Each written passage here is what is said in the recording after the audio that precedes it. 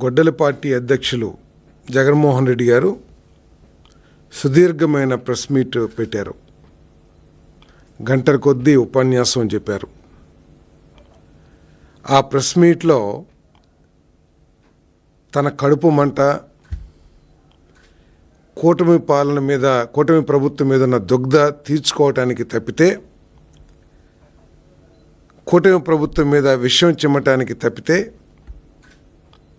ఒక్క సూచన కానీ, ఒక మాజీ ముఖ్యమంత్రిగా 5 సంవత్సరాలు పరిపాలన చేసిన వ్యక్తిగా ఈ రాష్ట్ర సమస్యల గురించి కానీ, ప్రజలకు మేలు చేసే విషయాల్లో కానీ కన్స్ట్రక్టివ్గా, నిర్మాణాత్మకంగా ఒక్క సూచన కూడా చేయలేదంటే ఈయన అసలు రాజకీయాలకి తగునా కాదా ఒకసారి ప్రజలందరూ కూడా ఆలోచించాలని చెప్పేసి నేను మనవి చేస్తా ఉన్నాను. ఒకే అబద్ధాన్ని 100 సార్లు చెబితే అది నిజమైపోయిద్ది అనే ఒక భ్రమలో ఉన్నారు జగన్మోహన్ రెడ్డి గారు. తను 5 సంవత్సరాల పరిపాలనలో చేసింది చెప్పుకోవటానికి ఏమీ లేకపోవడంతో ఈ ప్రభుత్వం మీద విషయం చిమ్ముతూ అబద్ధాల్ని ప్రచారం చేస్తానికి ప్రయత్నం చేస్తూ ఉన్నారు.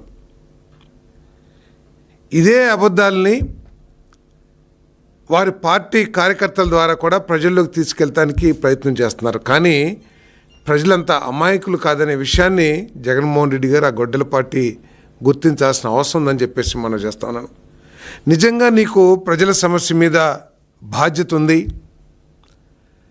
ప్రజల సమస్యల్ని పరిష్కరించాలి అనే ఆలోచన ఉన్నట్లయితే ప్రజాస్వామ్యంలో ప్రజల సమస్యలు చర్చించడానికి, ప్రభుత్వాన్ని నిలదీయటానికి, ప్రజలు రాష్ట్రం ఎదుర్కొన్న సమస్యల పరిష్కారానికి అత్యున్నత వేదిక శాసనసభ, పార్లమెంటు. నువ్వు ఎందుకు శాసనసభకు వచ్చి నువ్వేదైతే ప్రెస్ మీట్లో ఒకదంపుడు ఉపన్యాసాలు చెప్తున్నావో, ఎందుకు శాసనసభకు వచ్చి మీరు ప్రజల సమస్యల మీద చర్చించట్లేదో ముందు సమాధానం చెప్పాలని చెప్పేసి కూడా నేను డిమాండ్ చేస్తా ఉన్నా. నేను అంటే నువ్వు చేసి 5 సంవత్సరాల్లో ఈ రాష్ట్రానికి చేసిన విధ్వంసం, నువ్వు చేసిన అరాచక కార్యక్రమాలు, నువ్వు చేసిన దోపిడీలు, నువ్వు ఈ రాష్ట్రంలో నిరుద్యోగ యువకులకి చేసిన వేసిన గొడ్డలి వేటు బయటకు వస్తాయి, చర్చకు వస్తాయని చెప్పేసి పిరిగితనంతో వైఎస్ఆర్ కాంగ్రెస్ పార్టీ పారిపోయిందా అని చెప్పేసి ప్రశ్నిస్తా ఉన్నాను. సరే, అసెంబ్లీ ఈరోజు ఎల్నినో గురించి మొసలి కన్నీరు కార్చేశారు. రైతుల పట్ల ఏదో ప్రేమ ఉన్నట్లు, రైతులకు ఏదో చేయాలనే ఆలోచన ఉన్నట్లు ఉపన్యాసం చెప్పారు. నేను అడుగుతా ఉన్నాను, సరే శాసనసభ సమావేశాల నుంచి పిరిగితనంతో మీరు అటెండ్ కావట్లేదని పక్కన పెడదాం. మీకు శాసనమండలిలో బలం ఉంది. నువ్వు ఏదైతే మొసలి కన్నీరు కారుస్తున్నావో ఎల్నిలో సమస్యల గురించి, మరి మీ పార్టీ శాసనమండలి సభ్యుల్ని ఎందుకు ఎల్నినో మీద చర్చ పెట్టండి, రైతులు ఎదుర్కొంటున్న సమస్యల గురించి ప్రస్తావించండి, ప్రభుత్వాన్ని నిలదీయండి అని చెప్పేసి ఎందుకు సూచన కానీ, ఉత్తర్వులు కానీ ఎందుకు ఇవ్వలేకపోయావో ఈరోజు ఎల్నినో గురించి మాట్లాడుతున్నా నువ్వు జగన్మోహన్ రెడ్డి గారు మీరు సమాధానం చెప్పాలి ప్రజలకని చెప్పేసి నేను భావిస్తా ఉన్నాను. నేను ఎల్నినో సమస్య మీకు ముఖ్యం కాదు, కానీ ఎల్నినో ప్రభావం మూలంగా రైతులు పడుతున్న ఇబ్బందుల గురించి, సమస్యల గురించి చర్చించడానికి సభని సజావుగా నిర్వహించడానికి తోడ్పడాలనే ఆలోచన లేదు. కానీ మీ శాసనమండలి సభ్యుడికి డిప్యూటీ చైర్మన్ పదవి వస్తే దాదాపు 4-5 గంటలు పొగడటానికి, ఆ వ్యక్తిని పొగడటానికి, మీ గొడ్డల పార్టీ గురించి పొగడటానికి, లేకపోతే ప్రభుత్వం మీద బురదలటానికి వాడుకున్నావు తప్పితే ఏ 4 రోజులు జరిగిన సమావేశాల్లో 1 గంటైనా సరే ఎల్నినో గురించి ప్రాధాన్యత ఇచ్చారా అని చెప్పేసి నేను ప్రశ్నిస్తా ఉన్నా. నేను మనసులో ఉండాలి తప్పితే ప్రజల పట్ల ఆప్యాయత కానీ, ప్రజల పట్ల సానుభూతి కానీ కేవలం పత్రికా ప్రకటనల ద్వారా సానుభూతి ప్రకటిస్తే సమస్యల పరిష్కారం కావు అని చెప్పేసి నేను జగన్మోహన్ రెడ్డి గారికి సవినయంగా మనవి చేస్తా ఉన్నాను. నేను ఆయన ప్రెస్ మీట్ చూస్తే ఏ విధంగా ఉందంటే, ఇంతకుముందు కేవలం ఆవుక తొక్కటే చెప్పేవాళ్ళు. ఆవుకు 2 కొమ్ములుండును, ఆవుకు ఒక తోకుండును, 4 కాళ్ళుండును, తెల్లగా ఉండును, నల్లగా ఉండును అని చెప్పేసి. ఈరోజు ఆవు కథ, పులి కథ, కోతి కథ అన్ని కథలు చెప్పి దాంట్లో కోతి ఒక్కటే 2 కాళ్ళ మీద నడుస్తుంది అనే విషయాన్ని తనే కనుక్కున్నట్లు తను మాట్లాడుతూ ఉన్నాడు. అంటే తలాతోకా లేని ప్రెస్ మీట్లు పెట్టి ప్రజల్ని మభ్యపెట్టడానికి ప్రయత్నం చేశారు. కానీ తాను చేసిన పాపాల గురించి ఎక్కడ లేదు. పాపాల గురించి చెప్పుకోలేరు, ఎవరి పాపాలు చెప్పుకోలేరు. కానీ తాను చేసిన పుణ్యం గురించి కూడా, తాను రాయలసీమకు కానీ లేకపోతే రాష్ట్రానికి కానీ మేలు చేసిన ఒక్క కార్యక్రమం గురించి కూడా, నేను ఇది చేశాను, ఫలానా కరువు వచ్చినప్పుడు ఈ విధంగా రాష్ట్రాన్ని ఆదుకున్నాను అని చెప్పేసి చెప్పే ధైర్యం లేని బలహీన మాజీ ముఖ్యమంత్రి జగన్మోహన్ రెడ్డి గారు అని చెప్పేసి కూడా నేను ఈ సందర్భంగా తెలియజేస్తున్నాను. ఈరోజు బలహీన వర్గాల గురించి మొసలి కన్నీరు కారుస్తున్నారు. బలహీన వర్గాలకి తానే ఏదో చేసినట్లు మాట్లాడుతూ ఉన్నారు. 44% పార్లమెంటు స్థానాలు ఇచ్చాను, 40% జిల్లా పరిషత్ స్థానాలు ఇచ్చాను, 40% జిల్లా పరిషత్ చైర్మన్లు ఇచ్చానని చెప్పేసి గొప్పగా చెప్పుకుంటున్నారు.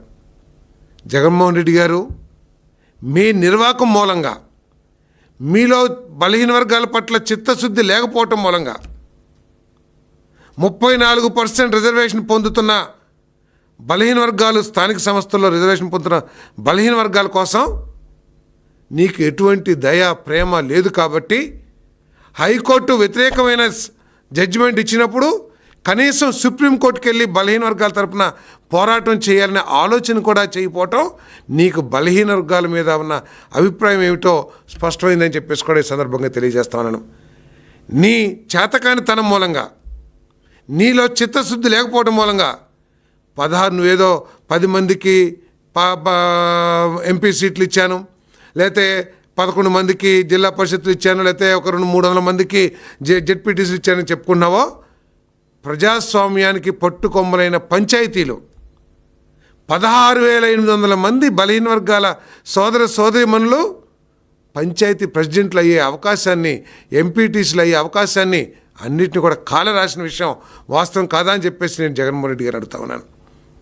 మీరు ఇప్పుడు అంటున్నారు చంద్రబాబు నాయుడు గారు కోర్టులో ఓడిపోతుందని కూడా తెలిసి ఇచ్చారు 34% అని చెప్పేసి. నేను ప్రశ్నిస్తా ఉన్నా. నేను మొట్టమొదటిగా 34% రిజర్వేషన్ ఇచ్చిన వ్యక్తి ఎవరండి? 1995లో ముఖ్యమంత్రిగా ఉన్న చంద్రబాబు నాయుడు గారు చట్టం చేసి, పంచాయతీరాజ్ చట్టం చేసి 35% ఇచ్చిన వ్యక్తి చంద్రబాబు నాయుడు గారు అని చెప్పేసి మనం చేస్తా ఉన్నాను. ఇదే చట్టాలు ఏదైతే కోర్టుని ప్రస్తావిస్తున్నారో తమరు, కోర్టు ఈ చట్టాలు అప్పటి నుంచి కూడా ఉన్నాయి. కానీ బలహీన వర్గాల పట్ల చిత్తశుద్ధి ఉంది కాబట్టి చంద్రబాబు నాయుడు గారికి బలహీన వర్గాలకి మేలు చేయాలి, రాజకీయ ప్రాధాన్యత ఇవ్వాలనే ఆలోచన తెలుగుదేశం పార్టీకి చంద్రబాబు నాయుడు గారికి ఉంది. కాబట్టి 1995 నుంచి జరిగిన స్థానిక సంస్థల అన్ని ఎన్నికల్లో కూడా 2019 వరకు 18 వరకు కూడా 34% రిజర్వేషన్ని అనుభవించింది ఈ బలహీన వర్గ సమాజం అని చెప్పేసి ఈ సందర్భంగా నేను తెలియజేస్తా ఉన్నాను. మీరు చెప్తా ఉన్నారు, మీరు మభ్య పెట్టడంలో, మెస్మరిజం చేయటంలో మీరు మాస్టర్, దాంట్లో ఎటువంటి అనుమానం లేదు. మీరు శాసనసభ సాక్షిగా బలహీన వర్గాలకి, దళితులకి నామినేటెడ్ కాంట్రాక్ట్స్లో లేదా ప్రభుత్వం చేసే వ్యాపారాల్లో 50% రిజర్వేషన్ కల్పిస్తాను అన్న మాట వాస్తవా కాదా అని చెప్పేసి అడుగుతా ఉన్నా నేను. కనీసం 1% కాంట్రాక్ట్ అయినా సరే నామినేటెడ్ పనుల్లో కానీ మీరు ప్రత్యేకంగా ఆ రిజర్వేషన్ ఉదహరిస్తూ ఏ వర్క్ అన్నా ఇచ్చారా అని చెప్పేసి నేను అడుగుతా ఉన్నా నేను. అంటే నేతి బీరకాయలో ఏమాత్రం నెయ్యి ఉంటుందో మీ మాటల్లో బలహీన వర్గాల పట్ల అంతే ఉంటుందని చెప్పేసి కూడా నేను ఈ సందర్భంగా నేను తెలియజేస్తామని నేను. అంతేకాదు ఎంపీలు లేకపోతే ఏదో జెడ్పీటీసీలు ఇచ్చానంటున్నారు. వారు ఏ విధంగా వారి నోరును కట్టేసేవాళ్ళో, లేకపోతే వారికి ఏ మేరకు వాక్ స్వాతంత్రం ఉందో, వెనకాల బ్యాక్ ఆఫీస్లో ఎవరెవరు ఉన్నారో మరి మీ ఇన్ఛార్జీలు ఎవరైతే ఉన్నారో, ఉత్తరాంధ్ర ఇన్ఛార్జీలు ఎవరో, లేకపోతే కోస్తాంధ్ర ఇన్ఛార్జీలు ఎవరో, రాయలసీమ ఇన్ఛార్జి ఎవరో అందరికీ తెలుసు అని చెప్పేసి మనం చేస్తామని నేను. మరి బలహీన వర్గాల గురించి ఎంత మాట్లాడుతున్న తమరు యూనివర్సిటీ వైస్ ఛాన్సలర్ అనేది చాలా అత్యున్నత పదవి టీచింగ్ కమ్యూనిటీలో. మీరు ఎప్పుడైనా సరే ఒక్క బలహీన వర్గ వ్యక్తికైనా సరే ఒక వైస్ ఛాన్సలర్ పోస్ట్ ఇచ్చారా అని చెప్పేసి అడుగుతా ఉన్నా నేను. నేతి బీరకాయలు నెయ్యి ఎంత ఉంటుందో మీ మాటల్లో కూడా బలహీన వర్గాలకి న్యాయం అంతే ఉంటుందని చెప్పేసి కూడా నేను ఈ సందర్భంగా తెలియజేస్తాను నేను. అంతేకాదు ఈ అసైన్మెంట్ భూముల్ని ఫ్రీ హోల్డ్ అని చెప్పేసి ఎన్ని లక్షల ఎకరాలు బలహీన వర్గాలకి చెందింది, దళితులకి చెందిన భూముల్ని మీరు మీ నాయక గణం దోచేసుకున్నారో కూడా ఈరోజు చెప్పమని చెప్పేసి కూడా నేను అడుగుతా ఉన్నాను. ఎన్ని వందల మంది బీసీలు పొట్టన పెట్టుకున్నారో కూడా మీ రాజకీయ హత్యలతో ఒకసారి పొట్టన పెట్టమని మన లెక్క కూడా చెప్పమని చెప్పేసి నేను ఈ సందర్భంగా నేను తెలియజేస్తాను. అంతేగా సంక్షేమ కార్యక్రమాల గురించి నేనేదో బ్రాండ్ అంబాసిడర్ని అని చెప్పుకుంటూ ఉన్నారు. మీరు ప్రతి విషయంలో కూడా మీరు ఈ రాష్ట్ర ప్రజలు మోసం చేశారని చెప్పేసి మనం చేస్తా ఉన్నాను. మాట తప్పను మడమ తిప్పను అనేది ఒకేదో క్యాప్షన్గా చూపించి ప్రజల్ని మభ్యపెట్టారని చెప్పేసి అడుగుతా ఉన్నాను. మాట తప్పను మడమ తిప్పను అన్న మీరు ఎంతమంది పిల్లలు చదువుకుంటే అంతమంది పిల్లలకి అమ్మ ఒడిస్తానని చెప్పేసి అధికారంలోకి వచ్చిన తర్వాత కేవలం ఇంటికి ఒక్కరికే ఇచ్చిన విషయాన్ని ఒక్కసారి జ్ఞాపకం చేసుకోమని చెప్పేసి అడుగుతా ఉన్నాను నేను. అంతేకాదు నేను ఇంకొక విషయం కూడా అడుగుతా ఉన్నాను నేను. అమ్మఒడి ద్వారా చదువుకున్నారు, లేకపోతే మీరు చెప్పే విద్యా దీవెన లేకపోతే ఫీజు రింబర్స్మెంట్ ద్వారా చదువుకున్నారు. కొన్ని లక్షల మంది కాలేజీల నుంచి యూనివర్సిటీల నుంచి పాస్ అయ్యి పట్టా చేతి పట్టుకొని వాళ్ళు ఉత్తీర్ణత పట్టా చేతపట్టు మార్క్స్ మేము చేత పట్టుకొని బతుకు తెరువు కోసం ఎదురు చూస్తున్న యువతి యువకులకి వారి భవిష్యత్తుకి పునాది వేసే విధంగా ఏ ఒక్క చర్యన్నా తీసుకున్నావా జగన్మోహన్ రెడ్డి గారు అని అడుగుతా ఉన్నాను. డిఎస్సీలు నిర్వహించలా, జాబ్ క్యాలెండర్ లేదు, కేవలం వాలంటీర్లు ఇచ్చేసి నేనేదో చేసేసాను అని చెప్పేసి గొప్పగా చెప్పుకుంటున్నాం. అంటే ఈ పిల్లలకి ఉద్యోగ అవకాశాలు కల్పించాలి, పెట్టుబడులు తీసుకొచ్చి పరిశ్రమలు స్థాపించి వీరి నైపుణ్యాలకు తగ్గ ఐటీ ఉద్యోగాలు లేకపోతే ఇండస్ట్రీస్ ఉద్యోగాలు ఇప్పించాలని ఒక్క ప్రయత్నం అన్న చేసేవా జగన్మోహన్ రెడ్డి గారు అని చెప్పేసి ప్రశ్నిస్తా ఉన్నారు. ఈరోజు చూడండి ఈ ప్రభుత్వంలో ఎంతమంది చదువుకుంటే అంతమంది పిల్లలకి తల్లికి వందనం ఇస్తూ, కాలేజీల్లో ఫీజు రింబర్స్మెంట్ ఇస్తూ, కాలేజీల నుంచి బయటకు వచ్చిన తర్వాత ఆ చదువు సరిపోదు, ఆ కరికులం సరిపోదు, ప్రపంచవ్యాప్తంగా అభివృద్ధి చెందిన టెక్నాలజీకి అనుగుణంగా ప్రపంచవ్యాప్తంగా వస్తున్న ఇండస్ట్రీస్ రిక్వైర్మెంట్కి అనుగుణంగా స్కిల్స్ నేర్పించాలి, వాళ్ళకి నైపుణ్యాలు నేర్పించి ఇండస్ట్రీ మన యువతకి ఉద్యోగ అవకాశాలు కల్పించేటట్లు చేయాలనే ప్రయత్నం కూటమి ప్రభుత్వం చేస్తున్న విషయాన్ని గమనించారా అని చెప్పేసి అడుగుతా ఉన్నాను. ఈరోజు మేము తల్లికి వందనం ఇచ్చాం, ఫీజు రింబర్స్మెంట్ ఇచ్చాం, మా బాధ్యత అయిపోయింది అని చెప్పేసి చేతులు కడుక్కుంటానికి చంద్రబాబు నాయుడు గారు కానీ కూటమి ప్రభుత్వం కానీ సిద్ధంగా లేదు. ఎంతమంది అయితే పాస్ అవుతున్నారో వాళ్ళకి సాధ్యమైనంత వరకు జాబ్ క్యాలెండర్ ద్వారా ప్రభుత్వ ఉద్యోగాలు, అదేవిధంగా లక్షల్లో ఐటీ ఉద్యోగాలు కానీ ఇండస్ట్రీస్ ఉద్యోగాలు కానీ ఇప్పించడం కోసమే మరి మా ప్రీతం ముఖ్యమంత్రి చంద్రబాబు నాయుడు గారు, మరి మా యువనేత లోకేష్ గారు, హెచ్ఆర్డి ఐటీ మినిస్టర్ గారు, అదేవిధంగా పవన్ కళ్యాణ్ గారు కేంద్ర ప్రభుత్వ సహకారంతో 10.5 లక్షల కోట్ల పెట్టుబడులు ఈ రాష్ట్రానికి ఇప్పటికే తీసుకొచ్చిన విషయాన్ని మరి ప్రజలందరూ కూడా గుర్తించాలి. వారి ద్వారా మన పిల్లలకి మంచి ఉద్యోగాల అవకాశాలు వస్తాయనే లక్ష్యంతో తీసుకొస్తారని చెప్పేసి కూడా నేను ఈ సందర్భంగా తెలియజేస్తాను. ఇకపోతే ఎల్నినో గురించి మాట్లాడుతూ ఉన్నారు. బహుశా ఎల్నినో ప్రభావాన్ని నిన్నటి వరకు కూడా బెంగళూరులో ఆయనకి చల్లదనం ఉంటుంది కదా, ఎల్నినో ప్రభావాన్ని అనుభవించినట్లేరు. సడన్గా ఆయనకి గుర్తుకొచ్చి ఎల్నినో గురించి, ఏదో వర్షపాతం గురించి, లోటు వర్షపాతం గురించి, ఏ జిల్లాలో ఎంత ఉందో ఒక స్టాటిస్టిక్స్ చెప్తానికి ప్రయత్నం చేస్తున్నారు. ఏది ఆగస్టు 26వ తారీఖు జగన్మోహన్ రెడ్డి గారు మీరు చెప్పిన ఈ స్టాటిస్టిక్స్ గురించి మా ముఖ్యమంత్రి గారు, ప్రభుత్వం, అధికారులు ఎప్పటికప్పుడు ప్రజలకి చేరవేస్తూ ఉన్న సమస్యల్ని వచ్చే సమస్యల్ని వారిని అప్రమత్తం చేస్తూ ఏ విధంగా వ్యవసాయాన్ని ప్లానింగ్ చేసుకోవాలో ఎప్పుడు కూడా ప్రభుత్వం అండగా ఉందని చెప్పేసి మనం చేస్తాను.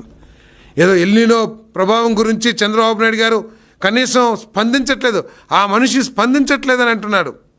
జగన్మోహన్ రెడ్డి గారు మీకు తెలియదేమో, బహుశా ఎక్కువ కాలం బెంగళూరులో ఉంటాం, ఏదో ఒక రోజు వచ్చేసి చేయటం మూలంగా ఏదైనా సమస్య ఉందేమో, కానీ మీకు తెలియదేమో, నేను చెప్తాను తెలుసుకోండి అని చెప్పేసి కూడా నేను సవినయంగా మనవి చేస్తా ఉన్నాను.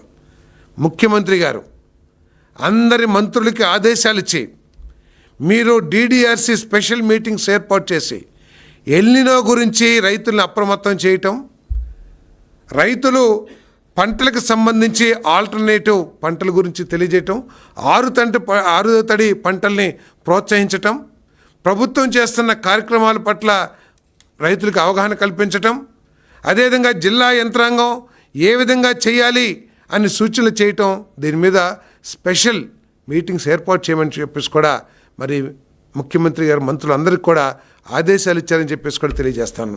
అందుకని అధికారుల్ని, ఎమ్మెల్యేలని సాధ్యమైనంత వరకు గ్రామాల్లోకి వెళ్ళి మీరు ఎల్నినో ప్రభావం, రాబోయే ఉపద్రవం దాన్ని పరిగణలో తీసుకుని రైతులు అప్రమత్తం చేయండి, వరి పంటని తగ్గించండి, నీరు ఎక్కువగా కావాల్సిన వరి పంటని డిస్కరేజ్ చేసి ఆరు తడి పంటల్ని ప్రోత్సహించండి ఈ సీజన్కి, ఈ ఖరీఫ్కి అని చెప్పేసి మరి ముఖ్యమంత్రి గారు చెప్పటం. అంతేకాకుండా మరి monsoon, pre monsoon dry sowing, PMDS kits subsidy మీద రైతులందరికీ కూడా ఇచ్చి మరి తక్కువ నీటి అవసరంతో ఆ పంటలు పండించడానికి మరి రాష్ట్ర ప్రభుత్వం కూడా పెద్ద ఎత్తున చర్యలు చేపట్టిందని చెప్పేసి మనం చేస్తా ఉన్నాను. అంతేకాకుండా ఇన్సూరెన్స్ కూడా ఈవెన్ ఇంకా 31వ తారీఖు దాకా కూడా ఇంకా టైం ఉంది.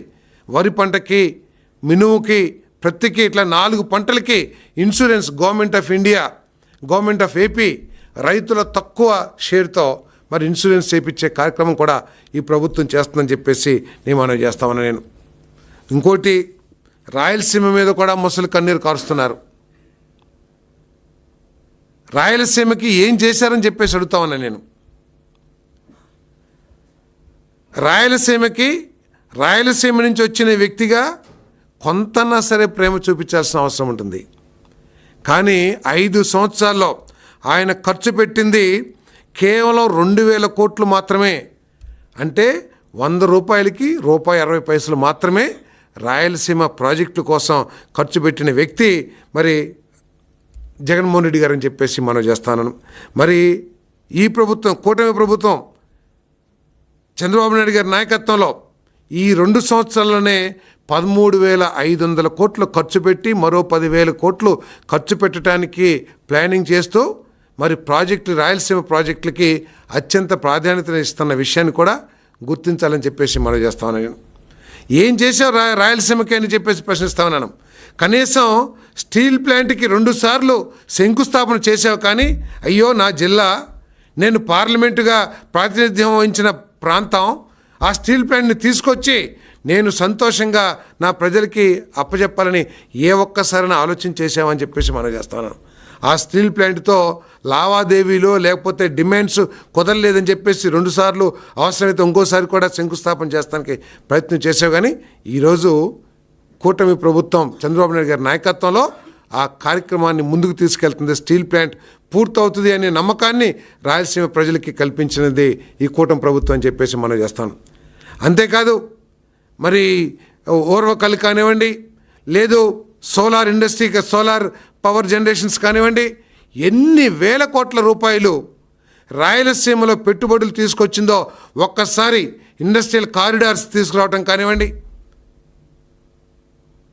మరి ఇన్ని పారిశ్రామికంగా, వ్యవసాయపరంగా మరి రాయలసీమకి ఏ ప్రభుత్వం చేస్తుందో ఒకసారి ఆలోచించామని చెప్పేసి కూడా నేను కోరుతా ఉన్నా. మీరు 5 సంవత్సరాల్లో విధ్వంసంతో మీరు ప్రారంభించారు పరిపాలనని, ప్రజావేదిక విధ్వంసం చేసి ఇది నా మార్కు పరిపాలన అని చెప్పేసి 5 సంవత్సరాలు కూడా విధ్వంసం కొనసాగించారు. ఈ రాష్ట్రానికి ప్రాణ సమానమైనది పోలవరం ప్రాజెక్ట్. ఈ పోలవరం ప్రాజెక్టు ద్వారా 4 ప్రాంతాలకు కూడా, రాయలసీమ, ఉత్తరాంధ్ర, కోస్తాంధ్ర మొత్తం అన్ని ప్రాంతాలకు కూడా మేలు జరిగే ప్రాజెక్ట్. కనీసం దాన్ని ఫాస్ట్గా కంప్లీట్ చేయాలని ఆలోచన చేసావా జగన్మోహన్ రెడ్డి గారు అని అడుగుతా ఉన్నాను. సరే, రాష్ట్ర ఆర్థిక పరిస్థితి ఉన్న ప్రాజెక్టులు చేయలేకపోయో దాన్ని పక్కన పెడదాం. ఇది పూర్తిగా కేంద్ర ప్రభుత్వ ఆర్థిక సహకారంతో చేస్తున్న ప్రాజెక్ట్ని త్వరగా కంప్లీట్ చేసి ఈ కృష్ణా డెల్టా స్టెబిలైజేషన్కి కానివ్వండి, లేదా ఉత్తరాంధ్ర ప్రజల దాహార్తిని తీర్చడానికి, ఇండస్ట్రియల్ అవసరాలు తీర్చడానికి అవసరం అవుతుందని చెప్పేసి ప్రయత్నం చేసావా? ఎప్పుడైతే పోలవరం గోదావరి నీళ్లు మరి కృష్ణా డెల్టాకు వస్తాయో ఆ నీటిని రాయలసీమకు వాడుకోవచ్చనే తాపత్రయం కానీ ఆలోచన కానీ నీకుందా అని చెప్పేసి అడుగుతా ఉన్నా నేను.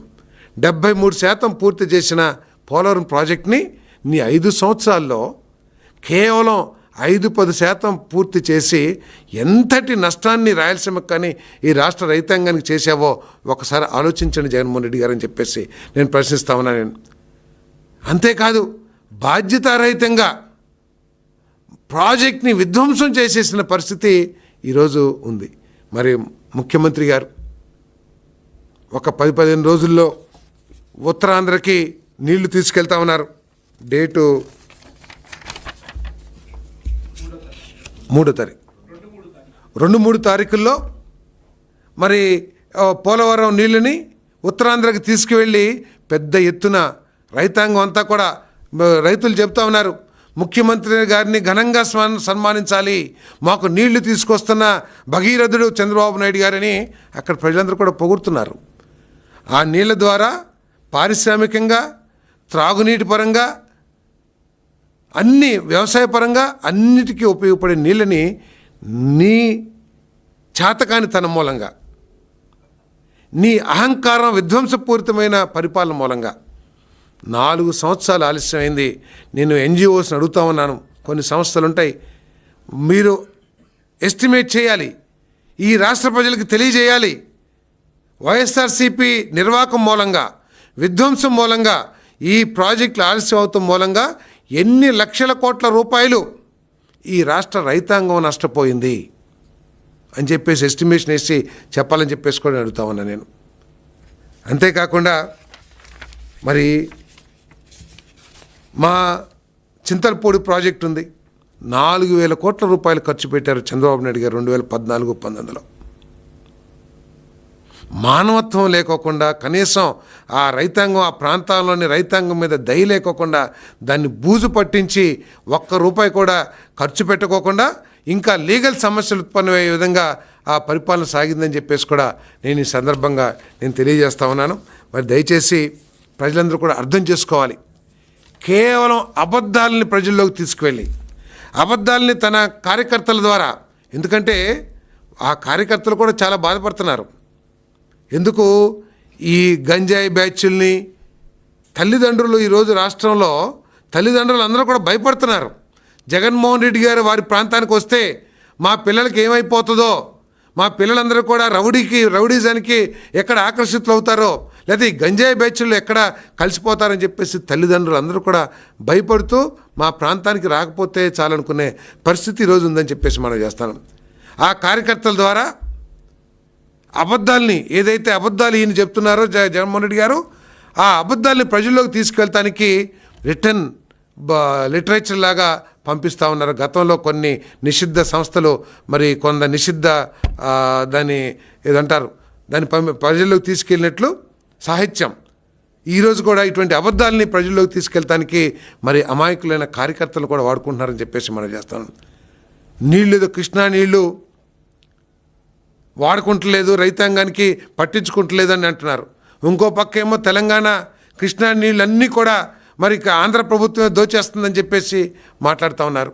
సో ఇవన్నీ కూడా అర్థం చేసుకోవాలి. ఆ రోజు 5 సంవత్సరాలు అపోజిషన్లో ఉన్నప్పుడు 2014-19 మధ్యలో ఊరూరా వాడవాడా చెప్పాం, వట్టిసీమ కడుతున్నాడు చంద్రబాబు నాయుడు గారు, డబ్బుల కోసమే, ముడుపుల కోసమే పట్టిసీమ కడుతున్నారని చెప్పేసి చెప్పారు.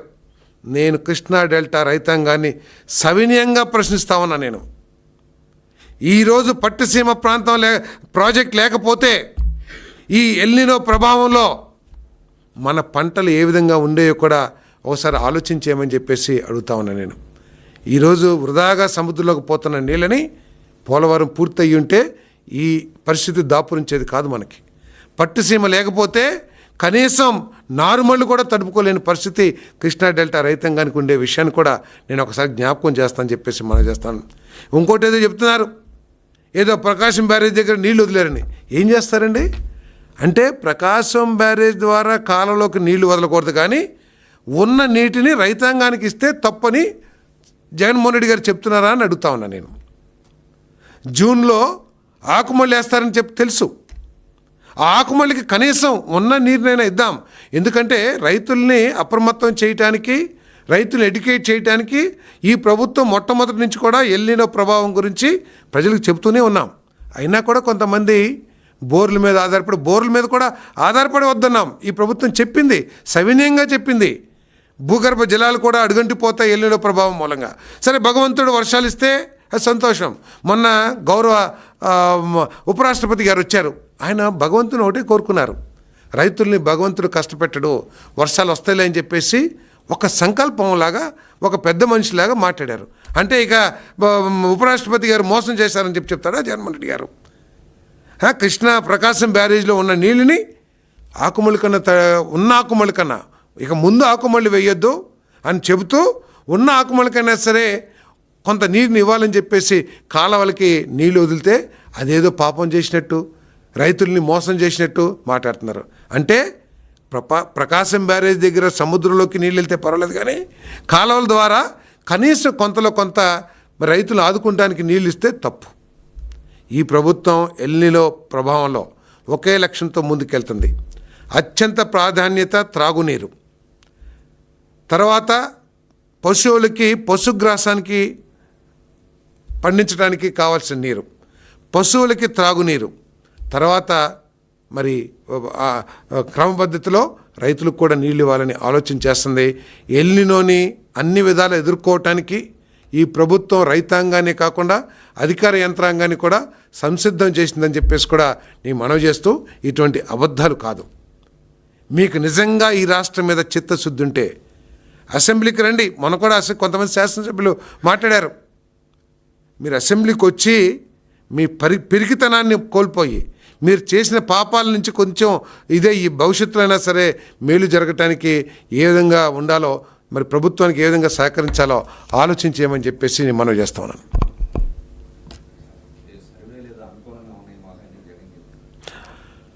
జగన్మోహన్ రెడ్డి గారు 2024 ఎన్నికల్లో, అంటే 2019 నుంచి 24 వరకు వై నాట్ 175 గెలవాలన్నారు. ఎలక్షన్ ముందు కూడా మేము 138, 140 కంటే ఒక్కటైనా సరే ఎక్కువే గెలుస్తాం తప్పితే ఒక్కటి కూడా తక్కువ. అంటే ఆ కేడర్ని ఉత్సాహపరుస్తానికి, ఎందుకంటే కేడర్ కూడా జారిపోతున్నారు. ఆయన వ్యవహార శైలి పట్ల నాయకులే వాళ్ళు దీంట్లో ఉన్నారు, ఫ్రస్ట్రేషన్లో. సో కాబట్టి వాళ్ళని కాపాడుకోవడానికి ఉన్నాయని అంటారు.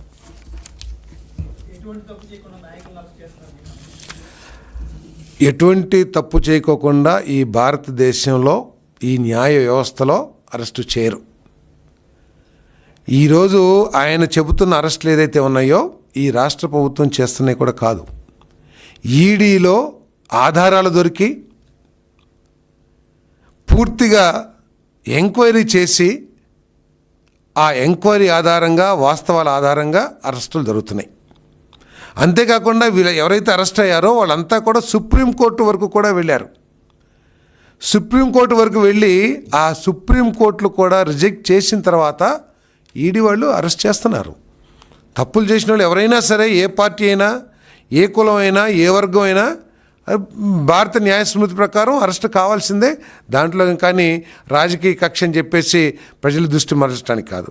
ఇంకా కొన్ని అవుతూ ఉంటే బలహీన వర్గాల మీద ఎవరైతే దాడి చేస్తున్నారో, దళితుల మీద ఎవరైతే దాడి చేస్తున్నారో, ఎవరైతే నేరం చేసి సాక్ష్యాలను తారుమారు చేయాలనుకుంటున్నారో అటువంటి వాళ్ళ మీద చట్టం తన పని తను చేసుకుపోతుంది. అంతేగాని ప్రభుత్వానికి ఏదో బుర్ర జల్లుతానికి, ఏదో మసిపూసి మారేడికి ఎలా చెప్తాం కరెక్ట్ కాదు.